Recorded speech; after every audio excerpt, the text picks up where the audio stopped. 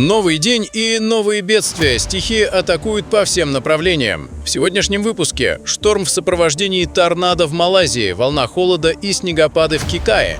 Вулкан Леватобе выбросил колонну пепла на высоту 10 километров в Индонезии. Наводнение и оползни в Новой Зеландии. Огромный пылевой вихрь на солнечной станции в Бразилии.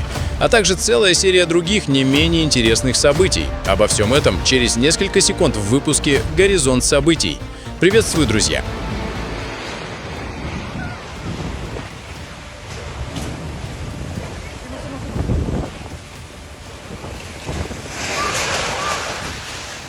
В среду на округ Куала-Лангат в Малайзии обрушился мощный шторм, сопровождавшийся торнадо. Основные разрушения пришлись на район Сиджанканг, а также соседний Бантинг. Повалены десятки деревьев, сорваны крыши зданий. В Сиджанканге стихия разрушила офис координатора Государственного собрания. Обрушение также повредило соседний класс по изучению Корана и религиозным обязанностям, где в тот момент находились студенты. В момент обрушения пострадала 51-летняя женщина, она оказалась заблокированной под обломками. Спасателям удалось ее извлечь и передать медикам для оказания помощи. Еще от 7 до 9 студентов получили незначительные травмы. Серьезный ущерб был нанесен также начальной школе в Бантинге. Власти Малайзии начали расследование, чтобы выяснить обстоятельства произошедшего и оказать поддержку пострадавшим. Эксперты отмечают, что торнадо и другие экстремальные погодные явления становятся все более частыми в регионе, что требует более тщательной подготовки к таким ситуациям.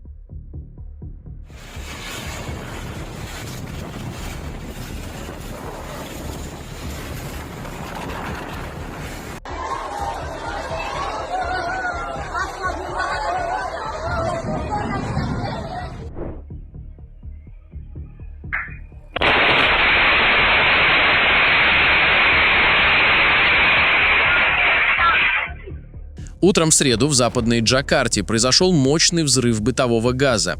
В результате инцидента повреждены несколько домов и автомобиль, а также пострадали 2 женщины. Как сообщил начальник уголовного розыска Чен Каренга, взрыв произошел, когда 73-летняя женщина, несмотря на то, что почувствовала запах газа, попыталась включить плиту. Накопившийся газ в закрытом помещении в этот момент воспламенился. В результате взрыва дом получил серьезные повреждения. Также пострадали 5 соседних домов и припаркованный неподалеку автомобиль. Этот инцидент еще раз напоминает жителям о необходимости соблюдать правила безопасности при обращении с газовыми баллонами и немедленно реагировать на любые признаки утечки газа. С начала недели на северо-восток Китая обрушился мощный холодный фронт, который принес с собой обильные снегопады и рекордное для этого сезона похолодание. Стихия затронула внутреннюю Монголию, провинцию Хэйлунцзян и другие северные регионы, вызвав значительное снижение температуры и снегопады на обширной территории. В городе Улан-Хохот зафиксирован сильный снегопад, там выпало 14 миллиметров осадков.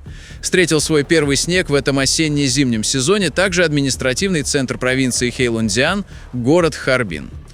По данным синоптиков, это было самое сильное похолодание за весь текущий год на севере Китая. В городе Мохэ, известном как Северный полюс Китая, температура опустилась до минус 22,6 градусов по Цельсию. В некоторых районах власти временно перекрыли участки скоростных автомагистралей из-за сильных снегопадов, а также вывели на дороги снегоуборочную технику. В связи с погодными условиями автомобилистов призывают быть осторожными на дорогах и следить за прогнозом погоды перед поездками. В среду в Индонезии вновь активизировался вулкан Леватобе-Лаки-Лаки, расположенный на острове Флорес в провинции Восточная Нуса-Тенggara. Серия мощных извержений привела к повышению уровня тревоги до максимального, 4-го.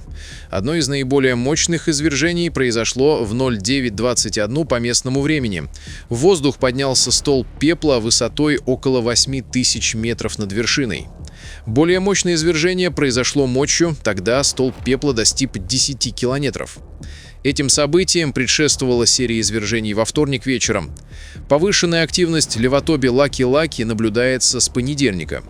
Власти эвакуировали жителей из ближайших к вулкану деревень, введена запретная зона в радиусе 6-7 километров от кратера. Из-за облака пепла был закрыт региональный аэропорт Францискус-Ксавериус-Седа в городе Маумера. Власти предупреждают о риске повторения событий ноября 2024 года, когда в результате извержения этого же вулкана погибли 9 человек, а тысячи домов были повреждены. Также существует опасность возникновения лохаров в случае сильных дождей, что может привести к новым разрушениям. Друзья, если вас тоже не оставляют равнодушными подобные события, поддержите видео лайком и подпишитесь на канал. Напишите в комментариях о том, что происходит в вашем регионе.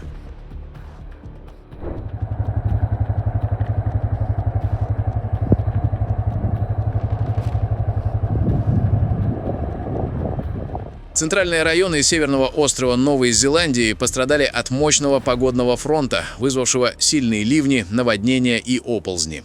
За сутки в некоторых районах выпало более 100 миллиметров осадков. Реки резко вышли из берегов, подтопив дома, фермы и дороги. Были закрыты ключевые трассы. Некоторые населенные пункты оказались полностью отрезанными. В округе Руапеху уровень воды в реке Мангароа поднялся настолько, что появилась угроза для домов, расположенных вблизи Таомарунуй.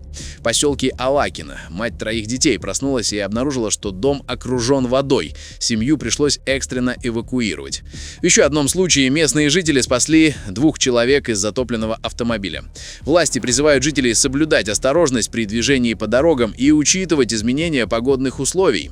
Ожидается, что в ближайшее время ливни ослабеют. Тогда власти планируют начать оценку ущерба и восстановительные работы.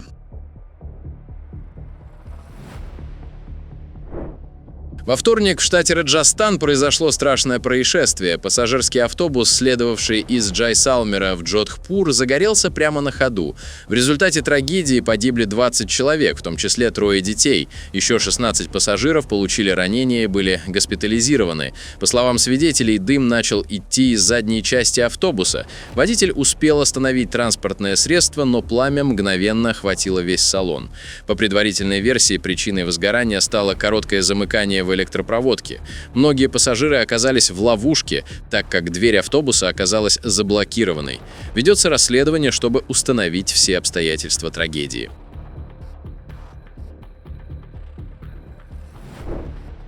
Во вторник вьетнамский город Хайфон оказался во власти стихии.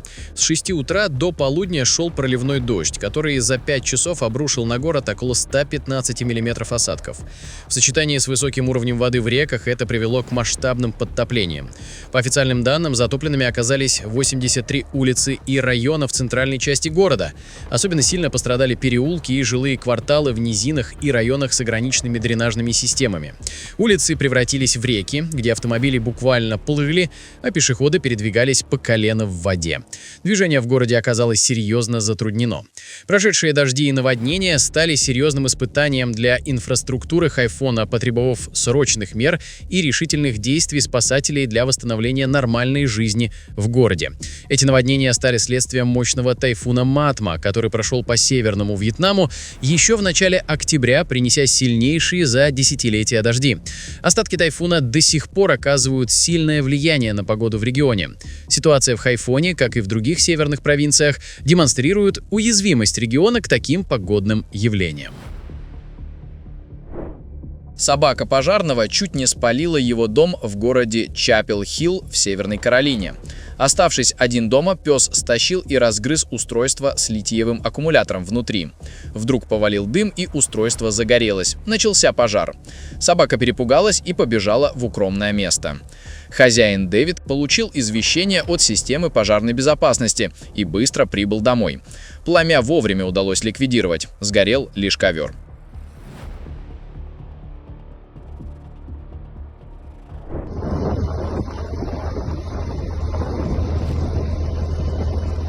Во вторник на территории солнечного парка Гуанамби-Солар в бразильском штате Баия прошел мощный пыльный вихрь, который напугал рабочих, но, к счастью, обошелся без серьезных последствий. Вихрь поднял в воздух огромное облако пыли, накрыв значительную часть солнечной электростанции. Надо отметить, что данная электростанция – один из крупнейших фотогальванических комплексов региона. По данным метеорологов, возникновение вихря связано с аномальной жарой, которая стояла в регионе в последние дни. Пыльные вихри возникают, когда нагретый воздух у поверхности Земли поднимается вверх и сталкивается с более холодными потоками в атмосфере, которые закручивают его. Инцидент совпал с первыми признаками наступления сезона дождей. Вскоре после вихря в регионе начался сильный ливень, который принес долгожданную прохладу.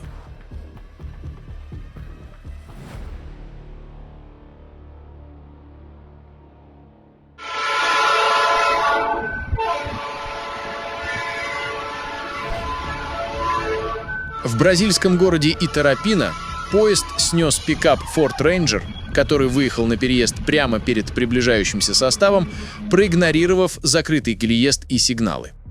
Невероятным образом водитель выжил, отделавшись лишь легкими травмами. Машину протащило по рельсам около 250 метров, и водитель оказался заблокированным внутри искореженной кабины. Спасателям пришлось использовать специальное оборудование, чтобы вырезать его оттуда. После спасения мужчина был доставлен в больницу для обследования. После осмотра, убедившись, что его жизни ничего не угрожает, медики отпустили его домой.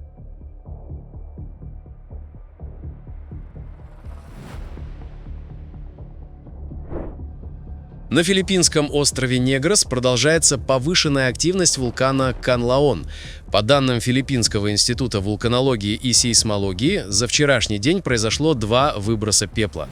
В обоих случаях пепел над кратером поднимался на высоту до 100-150 метров. Для вулкана Канлаон по-прежнему действует 2-й уровень тревоги, что указывает на умеренную вулканическую активность. Специалисты ведут тщательное наблюдение за вулканом, поскольку 2-й уровень тревоги означает возможное проникновение магмы с глубины и может привести к магматическому извержению. Вход в 4-километровую постоянную опасную зону вокруг вулкана остается запрещенным. Власти призывают жителей ближайших к вулкану населенных пунктов соблюдать осторожность и прислушиваться к рекомендациям экстренных служб. В городе Канлаон были мобилизованы спасательные бригады и подготовлены грузовики для эвакуации, если ситуация ухудшится.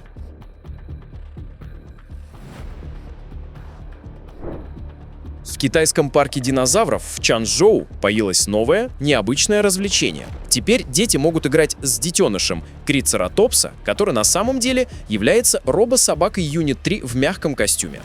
Это новаторское решение позволяет не только развлечь, но и обучить юных посетителей. Такие роботизированные динозавры помогают детям лучше узнать о доисторических существах в увлекательной и интерактивной форме. Парк динозавров в Чанчжоу давно использует современные технологии, чтобы сделать пребывание посетителей более интересным и интерактивным. Судя по реакции посетителей, дети в восторге. Идея получила в целом позитивную оценку, многие отмечают креативность и потенциал такого решения. Редкое природное явление, так называемый блинчатый лед, было зафиксировано на реке Назас в районе Междуреченска. Местные жители сняли на видео необычные круглые льдины, которые появились на поверхности воды в ночь на 16 октября. Кадры с этим уникальным зрелищем быстро распространились в социальных сетях. Специалисты Кемеровского гидрометцентра подтвердили, что для этого региона такое явление не является типичным. По их словам, причиной его появления стали резкие контрасты между ночными и дневными температурами, а также недавний снегопад и порывистый ветер.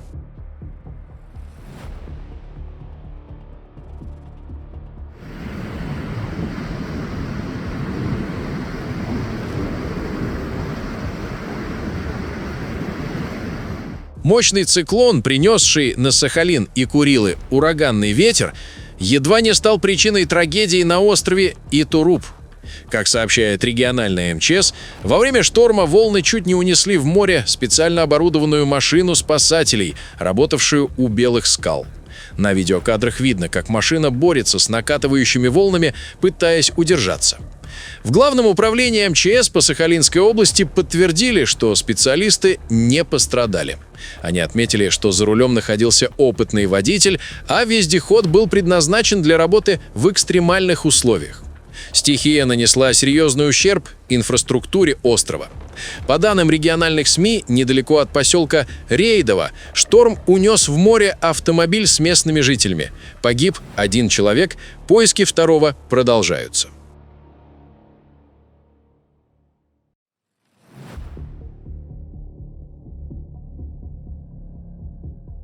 В Амурской области транспортные полицейские спасли косулю на станции Сковородино. Животное находилось в состоянии стресса рядом с железной дорогой. Косуля могла выбежать на пути, поэтому сотрудники транспортной полиции поймали ее с помощью сети в одном из частных подворьев.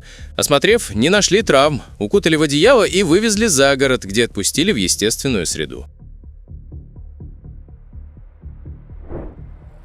Во вторник жители Салиноса и окрестностей стали свидетелями редкого для этого региона погодного явления. В рамках сильной грозы, которая принесла проливные дожди, град и сильные порывы ветра, над городом и в долине появились воронкообразные облака. Специалисты Национальной метеорологической службы осведомлены об инциденте и сообщили, что, несмотря на то, что это явление выглядело как предвестник торнадо, воронка, судя по всему, не коснулась земли. Появление воронкообразных облаков, тем более сразу двух, является редким для центрального побережья Калифорнии, поэтому вызвало удивление у многих жителей. В связи с неблагоприятными погодными условиями и возможной опасностью, власти призывают жителей быть бдительными и следить за обновлениями погоды.